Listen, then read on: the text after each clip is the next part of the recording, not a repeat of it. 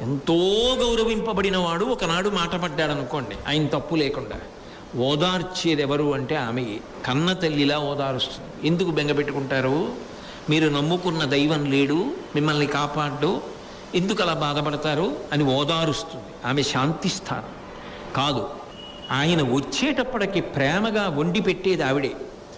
ఆయన బడలిపోతే కోప్పడేది కూడా ఆవిడే. మీరు గమనించారో లేదో, కోప్పడుతుంది, విసుక్కుంటుంది. ఎందుకో తెలుసా? ఆమె విసుగు ఆయన పక్కన లేడని కాదు, ఆమె కోపం ఆయన ఇంటి పట్టున లేడని కాదు, ఆమె బాధ ఏమిటంటే ఇంత బడలిపోతున్నాడే, ఎంత నీరసపడిపోతాడో ఈయన, ఎంత అలిసిపోతున్నాడు. ఆమె లేనినాడు ఆ ఇంటికి విలువే ఉందండి.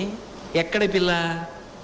ఎక్కడో పుట్టిన పిల్ల, కానీ ఇక్కడికి వచ్చి అంతటి ప్రేమైక మూర్తి. అందుకని గృహిణీ గృహముచ్యతే.